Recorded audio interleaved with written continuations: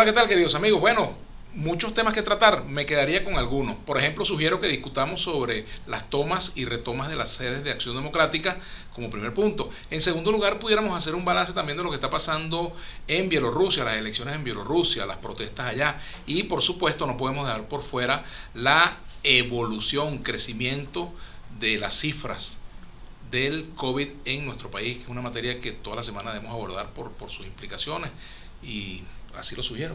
Sí, yo te compro la agenda. Y el tema AD, ¿no? Definitivamente como que ha vuelto la política cabillera, ¿no? De te pego, te quito, y ahí ves digamos, esa disputa a la fuerza que hubiese sido bueno que lo dejáramos atrás, ¿no? Y estuve esta mañana, yo fui esta mañana a la sede de la Florida. Y bueno, allí se volvió a presentar el tema. Una facción sindical tiene tomada la sede. Uno de los dirigentes es el que se asume como el, digamos, el jefe del tema. Y luego llegó Prosperi. Y bueno, se volvió a generar allí un enfrentamiento de bombas lacrimógenas que salieron de dentro de la sede, y desde este otro lado piedras y también morteros.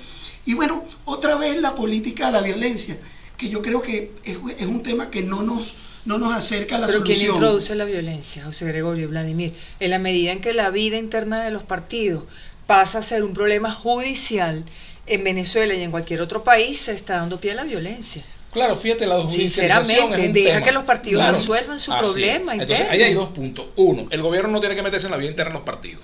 Ningún gobierno en la vida interna de ningún partido. Por ejemplo, aquí en Venezuela lo hemos visto en este tiempo, hasta en la vida interna del PPT se metieron, quisieron hacer lo mismo con el MAS en determinado momento, y ha sido una costumbre. Pero en el caso de AD, esto tiene otros ribetes, y en el caso de todos los partidos debería tener un problema de fondo, o verse un tema de fondo, y es el de la democracia interna. Cuando los partidos no tienen mecanismos para hacer respetar la democracia interna, participación de las bases, discusión, etcétera, pues entonces viene el proceso de judicialización, porque una de las partes va a los tribunales. Yo no lo estoy justificando. Nada justifica eso. Pero aquí hay que recordar que el propio Henry Ramos Ayub fue a ese Tribunal Supremo de Justicia a reclamar por una situación interna con Timoteo Zambrano, y el TCJ intervino. Es decir, y lo mismo pasó en COPEI, y lo dijo su Dávila. Entonces, esto ha abierto antecedentes. Ahora, si tuvieran unas bases consultadas que participan en un proceso interno de elección de autoridades y de discusión de la línea política, esas cosas al menos se minimizarían. Ahora, en el caso que nos ocupa también, tenemos un gobierno jugando a atizar los conflictos internos de los partidos para promover la abstención. Esa es parte también de la lectura. Entonces, esto es un problema que es poliédrico, porque tiene como muchas aristas, ¿no? Sí, pero en mi opinión, la parte más delicada y más grave, insisto, es la judicialización de la vida interna de los partidos políticos. Que no la deben buscar los propios integrantes de los partidos, ni promoverla. Y no hay que agarrarse de eso allí, a ver cómo hago, cómo me meto. No lo estoy diciendo por ti, Vladimir, lo estoy diciendo por los sectores, obviamente dentro del oficialismo, que están haciendo fiesta, viendo la rebatiña dentro de los partidos, fíjate, y promoviéndola incluso. Sí, pero yo llamo la atención, es que hay una tendencia. Los sindicatos no hacen elecciones porque el CNE los impide. Las federaciones no hacen elecciones. También las universidades. Colegios, gremios. Entonces hay una conducta de que se enquistan los liderazgos, y eso genera toda esa inestabilidad, porque yo creo que tú tienes razón en cuando dices que si la consulta existiera, estos problemas no los tendrían. O serían minimizados. Sí, pero ¿cómo ven ustedes? A lo mejor sería igual. Claro, bueno, por la coyuntura política en la que estamos. No estoy desconociendo la democracia interna, la falta de democracia dentro de los partidos. Pero ese no creo que sea el elemento que toma el sistema judicial. Claro, voy a eso entonces. En el escenario, ¿cómo ven ustedes entonces que esto puede incidir dentro del clima electoral hacia las elecciones convocadas? La estrategia del gobierno está clara: promover que vote solamente una parte del electorado que él pueda controlar, y que bueno, se estimule al máximo la abstención, porque el gobierno le tiene miedo a una votación masiva, eso está claro. Entonces, este tipo de cosas ocurren en este contexto. Ahora, fíjate tú, ¿qué es lo que ha debido hacer un tribunal frente a un tema interno de un partido? Bueno, ordenar que se realicen las consultas internas y que se cumplan los estatutos. Eso es lo que en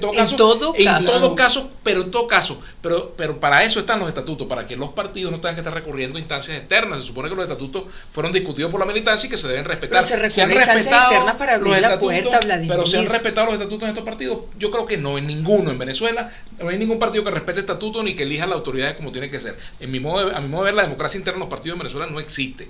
Como tampoco existe democracia real en el país. Ese es otro problema. Bueno, es lo que te estoy diciendo, que es un problema de conducta. Justamente. La política se maneja, y todo se maneja como dijo una Indira Urbaneja en una entrevista, yo le dice, todos tenemos que aprender a ser demócratas en Venezuela, ¿verdad? Porque cuando nos conviene vamos al TCJ, el TCJ nos favorece, entonces no pasa nada. Si mañana no nos conviene, entonces denunciamos que el TCJ es ilegítimo, etcétera, etcétera. No, es malo en cualquier circunstancia.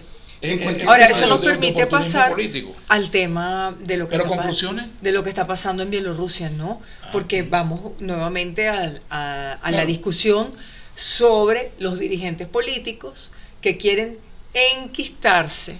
Señores, agarrados a esa silla, por favor, evidentemente vergüenza no les da. Claro, pero hay que saber estar en el gobierno y hay que saber estar en la oposición. Lo digo como primera reflexión, ya que tocas el tema de Bielorrusia, Vladimir y José Gregorio. Saber cuando la gente te quiere, te acompaña en un proyecto político y aceptar cuando ese tiempo pasa. Porque si no, te vas a mantener en el poder por la fuerza, pasándole la planadora a la Constitución, a los derechos de los ciudadanos y pasando por encima de todo. Es que hay un tema, Vanessa, Lukashenko está en el 94 en el poder, por favor. El que no gobierna apegado a la Constitución le tiene miedo a salir del poder. Eso es básico. Ahora, si tú gobiernas en el marco de la Constitución, respetando las leyes, claro, gobernando con transparencia, respetando a tu adversario, respetando los espacios que tu adversario merece, pues ¿cuál es el problema que tú salgas del gobierno y mañana regreses? Hoy estás y mañana popular, exactamente.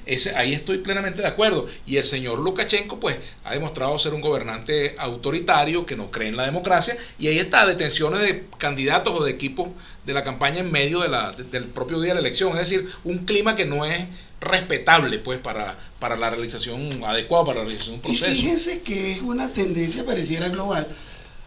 Uribe hizo lo imposible para que lo reeligieran, ¿no? Trump se quiere siempre reelegir. Bueno, eso es parte de la cultura y de la cultura política estadounidense. Una reelección. Y eso está bien. ¿No? Y es mantenerse a trocha y mocha en lo más posible en el poder.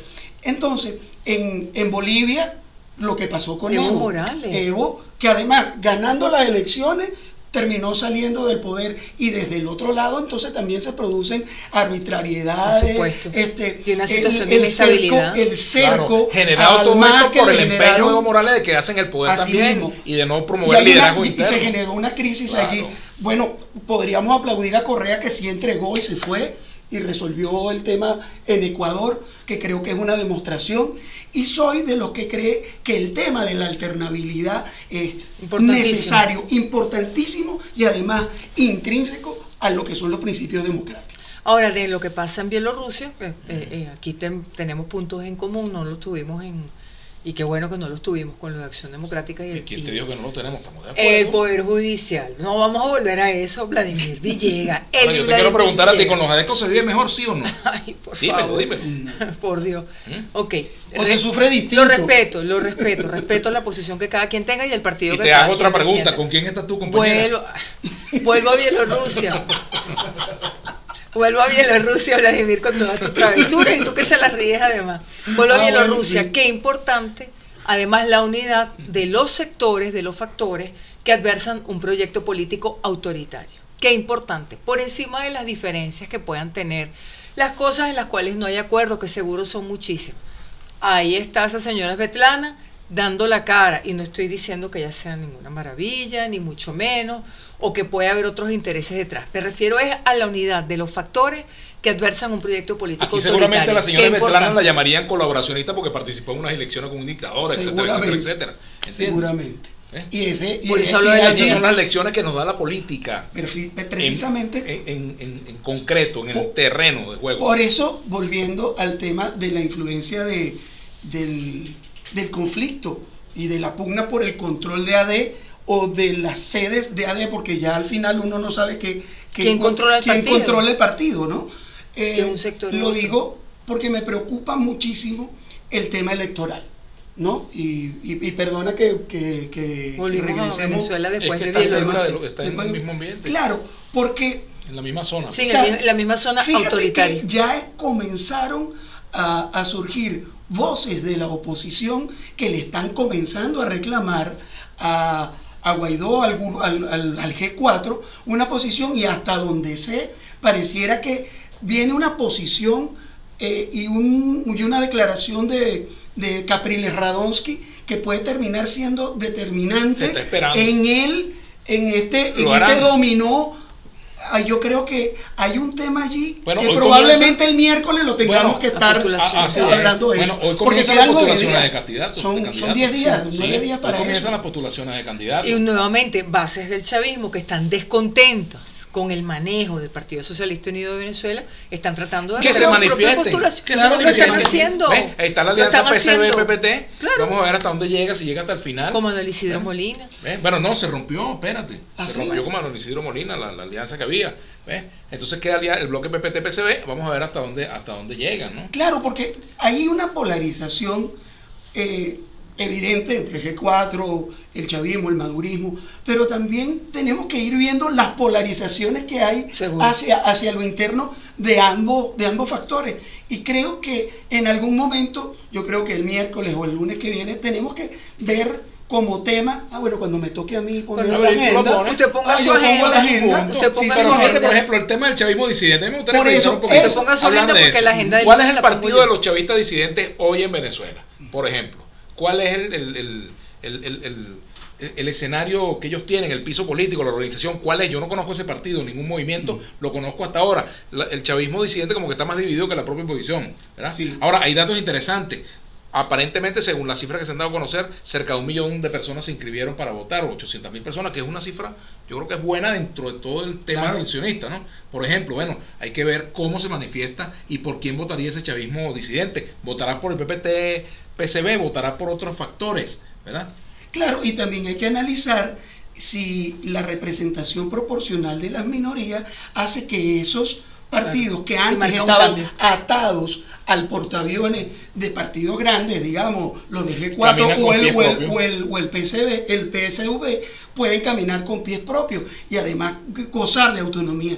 Además, Vladimir, Vanessa, hay la información de que el sector empresarial está colocando su cuadro en las regiones, está proponiendo, no a los grandes dirigentes, pero sí empezando a colocar. ¿Es un chisme o es una información? Es una información muy activa y de muy buena fuente. Pero a mí me parece que eso está bien, porque el sector empresarial es un sector social. Porque a los chismes yo no es pecado que los empresarios puedan tener. No está diciendo nombres. Tú sabes. Lo la agresión en plena. No, son pero bueno, sí. Eso lo discutimos por el programa. Pero fíjate.